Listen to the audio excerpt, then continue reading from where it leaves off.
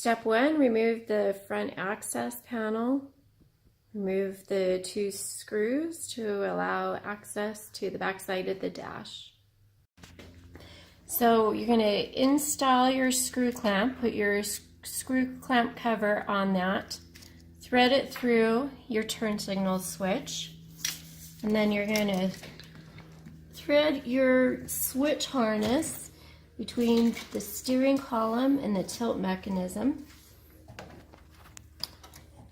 And then you're going to mount your switch right here, and you'll tighten the screw.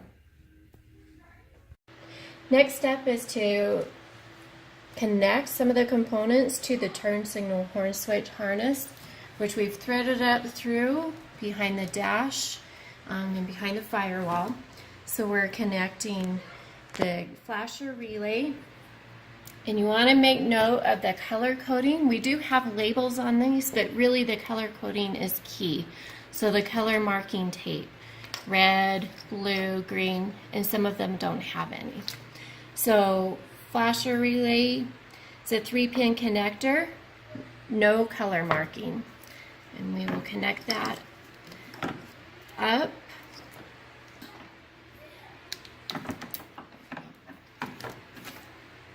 We've got the RYCO power ground and horn harness, green color marking, 4-pin connector.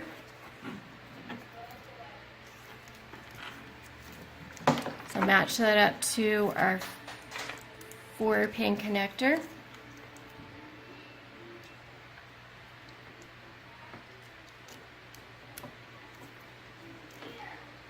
And then the brake interface. And this one has the strobe, which is this black cylindrical component. No color marking on that.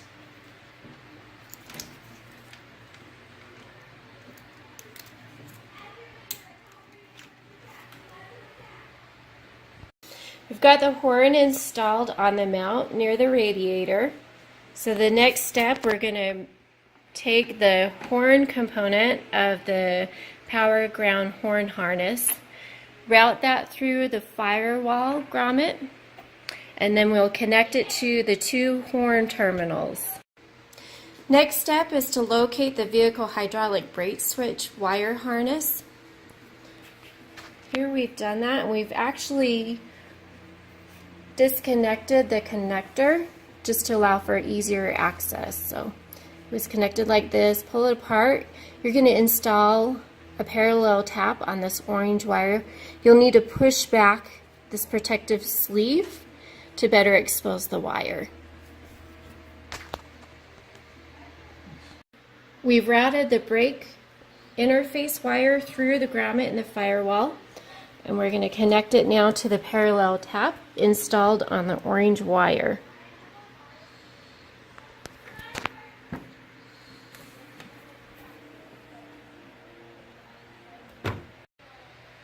So to install the Polaris instrument cluster indicator harness, first you're going to disconnect the multi-pin connector from the back of the interactive display or the speedometer, depending on your machine.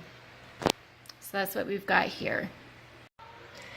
Alright, so open up your multi-pin connector and you'll see pins 6 and 7. You're going to remove those plastic plugs from those locations. You can just use your fingernails. Be sure not to use a metal object. Next step, you're going to remove this clear cover off the front side of the connector. It has these white tabs. You're just going to push the tab down on either side, both sides, and then that connector will come right off.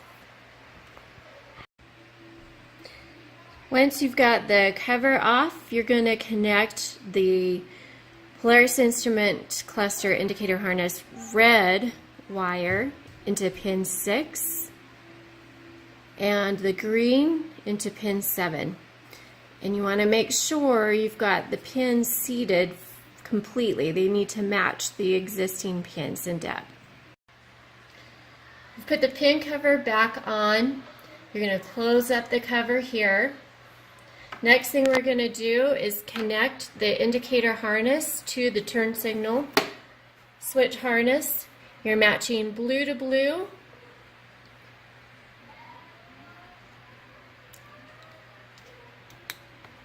And then the next thing we'll do, we'll connect this to the back of the interactive digital display or speedometer assembly, depending on your vehicle. Okay, next you're going to determine your placement for your front LED lights. Drill your holes there. They're 3/4 inch holes. If you need some ideas, on our Pinterest site, we've got a board full of ideas of where to place these front turn signal lights. So check that out. You're going to take your front turn signal harness, you're going to route it through your firewall grommet. Up to there, you're going to connect it to the turn signal switch harness. You're matching red to red on your marking tape there. Then you're going to route your front turn signal harness, the 2 sets of lights. Passenger side is marked right, and driver side is marked L for left. Route them to the front corners. Then you're going to install your individual LED lights. So to do that, push the flange gasket back from the LED. Push your LED light through your hole. Then you'll take your gasket, fold that, push that through your hole. Then you're going to seat your gasket. If you need to, you can use a little bit of moisture, but it's pretty easy. Just get that tight and then push your LED back through, kind of rock it into place. One thing you'll want to do when you've got these front LEDs in, is you want to line them up so that your LED lights are all in the same relative position here, the lines on your lights. Just a better look. Next step, we're installing the rear turn signal harness. You'll need to remove your seats and then use your Torx bit and your Polaris pliers and or a flat blade screwdriver and remove the screws and the plastic push pins from the length there. You're going to go on the driver's side rear, find the 4-pin connector. We've already connected this here. Connect the RYCO rear turn signal harness. One thing I should point out, we've actually updated this component just a couple of weeks ago using a different rear turn signal harness and connectors. So this may look different than kits that were built a little bit earlier. Functionality is the same. The point of this change was just to make it that much easier. And then also on the Dynamics and the 2014 RZR 1000 editions, you'll need to follow different steps for the rear turn signal harness. So pay attention to that. So we've got that connected. We've routed it up through the center tunnel, up through the front, back through our firewall grommet, and connected it to the turn signal switch harness, matching red to red with that connector. Next step is to install the license plate light and plate holder. With your license plate light, you want it to shine down on your plate. You want to install it above your exhaust heat shield. And we don't yet have our plate holder on, but we've got the components, the expendable nuts from the RYCO B bag. And then once we've got our actual plate, we'll go ahead and install our plate holder right there. Then you'll tie into our rear turn signal harness, at least on this model. The Dynamics and the 2014 RZR 1000 model, there's a slight difference here. But here we'll take our license plate light harness and connect to our rear turn signal harness. Match red, red, black to black. Next step is to tie into the main power. Refer to your directions on the 2015, early 16 vehicle models. It's going to be different. But on this 2018 model, you're going to connect the terminal block adapter component. Connect that red wire to the accessory terminal on your terminal block, and the black wire connects to your ground on your terminal block. And then you are going to connect the other pin to your screw fastening that block, terminal block. And then you're going to route the RYCO power ground horn harness through the firewall grommet and connect again red to red, black to black there.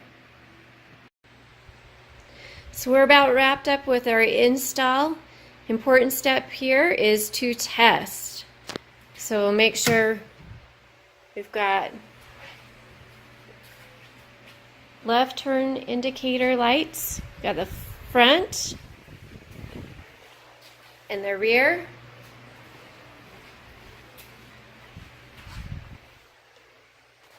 Got the indicator. Now on the instrument cluster, it's a double-headed arrow, so regardless of the direction you're signaling, you're going to have that double-headed arrow. Okay, right signals, front. Okay, see the rear going. One thing that I'll point out, you may not see this on all machines, but we see it on this machine. You're not seeing the indicator cluster, the indicators going right now. So sometimes you might see that if the ignition's on, but your engine's not running. So just double check it. Engine running, it's working fine. Let's check the brake lights. You'll notice we've got a strobe feature on this machine.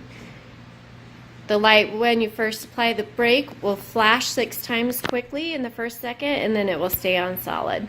So it looks like we're good to go. If you have any issues, refer to the last page of your instructions, the troubleshooting guide. If you still have questions, go ahead and give us a call at RYCO Motorsports, 801-643-3440.